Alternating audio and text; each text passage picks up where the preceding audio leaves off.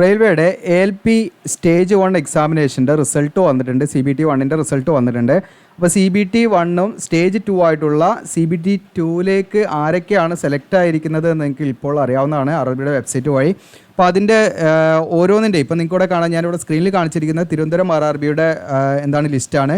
ഇങ്ങനെ ഓരോ RRBയുടെയും ചെന്നൈ അതുപോലെ മറ്റുള്ള വിവിധ RRBയുടെ ലിസ്റ്റെല്ലാം ഞാൻ നിങ്ങൾക്ക് ഡൗൺലോഡ് ചെയ്യാനുള്ള ലിങ്ക് ഡയറക്റ്റായിട്ട് തരാം. അപ്പോൾ അതെങ്ങനെയാണെന്നുള്ള കാര്യങ്ങളൊക്കെ വീഡിയോയിൽ വിശദമാക്കുന്നൊരു വീഡിയോ ആണ്.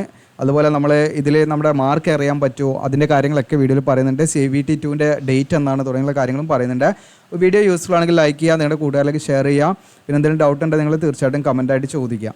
ഓക്കെ, അപ്പോൾ നിങ്ങൾക്ക് ഇവിടെ കാണാൻ പറ്റും. ഇപ്പോൾ ഞാനിവിടെ എക്സാമ്പിളായിട്ട് എടുത്തിരിക്കുന്നത് തിരുവനന്തപുരം RRBയുടെ ആണ്. നിങ്ങൾക്കിവിടെ കാണാം ALP എക്സാമിനേഷൻ്റെ റിസൾട്ട് സ്റ്റേജ് 1 എക്സാമിനേഷൻ റിസൾട്ടാണ്.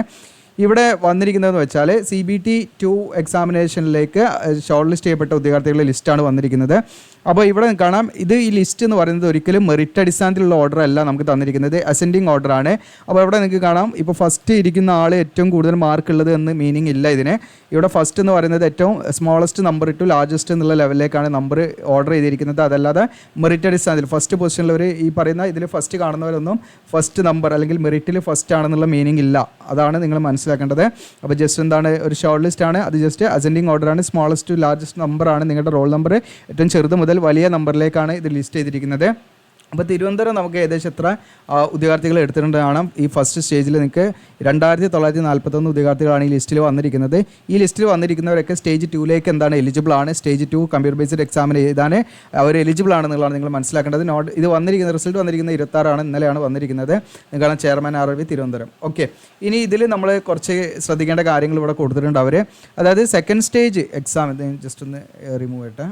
ഓക്കെ, യെസ്, ഇവിടെ കാണാം നിങ്ങൾക്ക് സെക്കൻഡ് സ്റ്റേജ് എക്സാമിനേഷൻ CBT 2ൻ്റെ ആ ഒരു ഡേറ്റ് ഇവിടെ കൊടുത്തിട്ടുണ്ട്. മാർച്ച് 19 മുതൽ മാർച്ച് 20 വരെ ആയിരിക്കും അതിൻ്റെ ഡേറ്റ് നടക്കുക കേട്ടോ.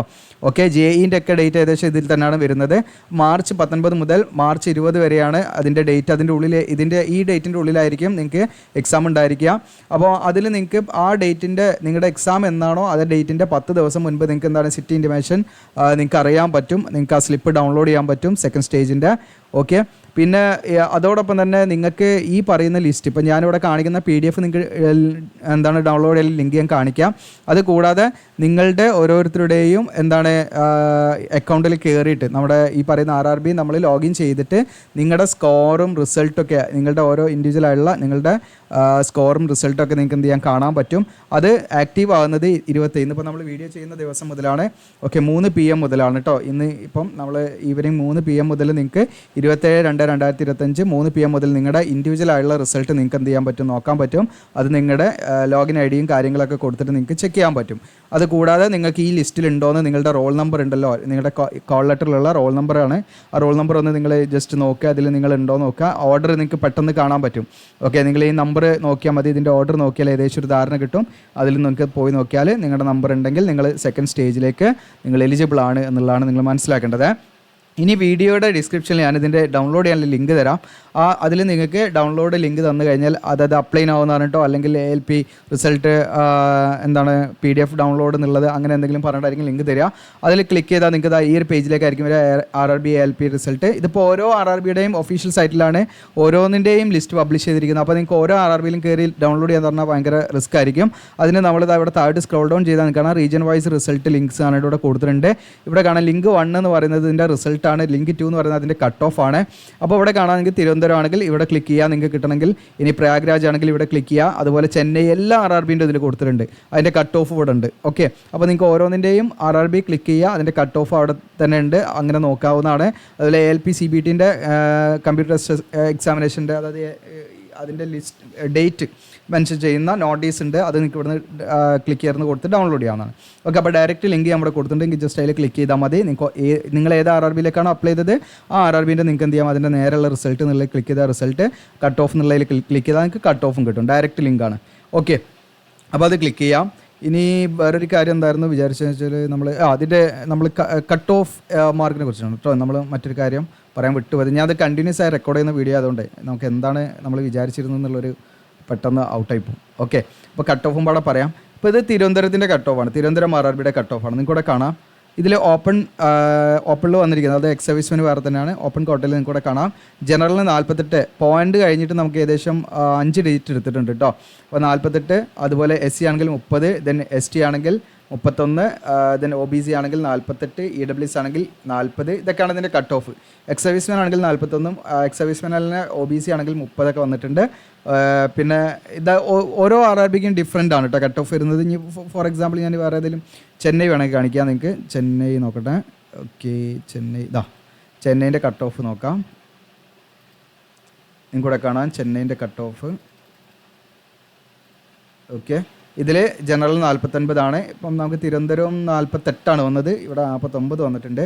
പിന്നെ SC 34, തിരുവനന്തപുരം വന്നിരിക്കുന്നത് 30. അപ്പോൾ ചെറിയ ചെറിയ വ്യത്യാസങ്ങളുണ്ടാവും, ചെറുതല്ല, ഇത് വലിയൊരു വ്യത്യാസം തന്നെയാണ്. 5 ഡിജിറ്റ് ഇങ്ങോട്ടുണ്ട്, മനസ്സിലാക്കുക. ST 25, തിരുവനന്തപുരം നമുക്ക് ST വന്നിരിക്കുന്നത് 31 കേട്ടോ വന്നിരിക്കുന്നത്. അപ്പോൾ ഇത് നിങ്ങൾക്ക് കമ്പയർ ചെയ്യാവുന്നതാണ് കേട്ടോ. ഇങ്ങനെ OBCക്ക് 39, തിരുവനന്തപുരം വന്നിരിക്കുന്നത് 48 വന്നിട്ടുണ്ട് കേട്ടോ OBC. പിന്നെ EWS 40, ചെന്നൈ വന്നത്, തിരുവനന്തപുരം വന്നത് 40 വന്നിട്ടുണ്ട്. ഓക്കെ, അപ്പോൾ അതാണ്. അങ്ങനെ ഇനി നിങ്ങൾക്ക് വേറെ ഏതെങ്കിലും RRBയിലേക്ക് നിങ്ങൾ അപ്ലൈ ചെയ്തിട്ടുണ്ടെങ്കിൽ നിങ്ങൾക്ക് എന്ത് ചെയ്യാം, അതിൻ്റെ ഓരോന്നിൻ്റെയും കട്ട് ഓഫ് എടുത്തിട്ട് നോക്കാം കേട്ടോ. അപ്പോൾ എവിടെയാണ് കുറഞ്ഞ കട്ട് ഓഫ് വന്നത് എന്നൊക്കെ നിങ്ങൾക്ക് ചെക്ക് ചെയ്യാൻ പറ്റും. ഇപ്പം വേറെ മുംബൈ നോക്കട്ടെ, മുംബൈൻ്റെ ബാംഗ്ലൂർ നോക്കാം. ബാംഗ്ലൂരിൻ്റെ കട്ട് ഓഫ്, ബാംഗ്ലൂരിൻ്റെ കട്ട് ഓഫ് അത്യാവശ്യമുണ്ട്, 58 ഉണ്ട് ജനറൽ കേട്ടോ. നമുക്ക് തിരുവനന്തപുരം നമുക്ക് 48 വന്നോടത്ത് ബാംഗ്ലൂരിൻ്റെത് 58 വന്നിട്ടുണ്ട് ജനറൽ. ബാംഗ്ലൂരിൻ്റെ കട്ട് ഓഫ് ഒക്കെ അത്യാവശ്യം കൂടുതലുണ്ട് കേട്ടോ. ഓക്കെ, അപ്പോൾ ഇതാണ് ഇതിൻ്റെ ഒരു കട്ട് ഓഫ് മാർക്ക് എന്ന് പറയുന്നത്. കട്ട് ഓഫ് മാർക്ക് എന്ന് പറഞ്ഞാൽ അറിയാത്തവരുണ്ടെങ്കിൽ ഞാൻ ജസ്റ്റ് പറഞ്ഞുതരാം. ഇതായത് ഇപ്പം ഈ പറയുന്ന 49, ഇപ്പോൾ ജനറൽ ആണെങ്കിൽ 49.516338, ഈ ഒരു മാർക്കിന് താഴെ ഉള്ളവരെ, ഈ മാർക്കോ അല്ലെങ്കിൽ ഈ മാർക്കിന് താഴെ ഉള്ളവരെയാണ് ഈ ലിസ്റ്റിലുണ്ടായിരിക്കുക കേട്ടോ. ജനറൽ കാൻഡിഡേറ്റ്സ് ആണെങ്കിൽ SC ആണെങ്കിൽ 34, ഈ മാർക്കിന് താഴെ ഉള്ളവരോ ആണ് ഈ ലിസ്റ്റിലുണ്ടായിരിക്കുക കേട്ടോ. ഓക്കെ, അതായത് ഈ മാർക്കിന് താഴെ എന്നല്ല ഉദ്ദേശിക്കുന്നത്, സോറി, ഈ മാർക്കിൻ്റെ മുകളിൽ കേട്ടോ. ഏറ്റവും മിനിമം മാർക്കാണ് ഈ കട്ട് ഓഫ് മാർക്ക് എന്ന് പറയുന്നത് കേട്ടോ. ഓക്കെ, ഞാൻ താഴെ എന്ന് ഉദ്ദേശിക്കുന്നത് ഈ മാർക്ക് അല്ലെങ്കിൽ അതിൻ്റെ മുകളിലുള്ളതെന്നാണ് കേട്ടോ. ഞാൻ പറഞ്ഞത് മാറിപ്പോയതാണ്. അതായത് ഈ പറയുന്ന 49.5163 ഏറ്റവും മിനിമം മാർക്കാണ് ഈ പറയുന്ന കട്ട് ഓഫ് എന്ന് പറയുന്നത് കേട്ടോ. കട്ട് ഓഫ് മാർക്ക് എന്ന് പറഞ്ഞാൽ ഏറ്റവും മിനിമം മാർക്കാണ്. അപ്പോൾ ആ മാർക്ക് അതിന് മുകളിലോ കിട്ടിയവരാണ് ഈ ലിസ്റ്റിൽ ഉണ്ടായിരിക്കുക കേട്ടോ. ഓക്കെ, അത് പ്രത്യേകം ശ്രദ്ധിക്കുക. ഇപ്പോൾ ST ആണെങ്കിൽ 25.7678 എന്ന് പറയുന്ന മാർക്കോ അതിന് മുകളിലോ മാർക്ക് കിട്ടിയവരാണ് ഈ ലിസ്റ്റിലുണ്ടായിരിക്കുക. അത് പ്രത്യേകം ശ്രദ്ധിക്കുക. അപ്പോൾ അതാണ് കട്ട് ഓഫ് മാർക്ക്. അത് അറിയാത്തവരുണ്ടെങ്കിൽ അതിനുവേണ്ടി പറഞ്ഞാണ്. അപ്പോൾ മിനിമം മാർക്കാണ് ഈ പറയുന്ന കട്ട് ഓഫ് മാർക്ക് എന്ന് പറയുന്നത്. അപ്പോൾ അതിന് മുകളിലുള്ളവരാണ് ഈ ലിസ്റ്റിലുണ്ടായിരിക്കുക. അപ്പോൾ നിങ്ങൾക്ക് ഓരോന്നും അങ്ങനെ എടുത്തിട്ട് നോക്കാം. വേറെ നിങ്ങൾ ഈ പറയുന്ന ഏതെങ്കിലും നിങ്ങൾക്ക് ഡൗൺലോഡ് ചെയ്തിട്ട് കിട്ടിയിട്ടില്ലെങ്കിൽ നിങ്ങൾ കമൻറ്റായിട്ട് രേഖപ്പെടുത്തിയാൽ നമ്മൾ വേറെ ഡയറക്റ്റ് ലിങ്ക് ഇട്ടുതരാവുന്നതാണ്. അപ്പോൾ ഇത് മാക്സിമം നേരെ കൂടുതലേക്ക് ഷെയർ ചെയ്യുക, സബ്സ്ക്രൈബ്, ലൈക്ക് ചെയ്യുക. Thank you.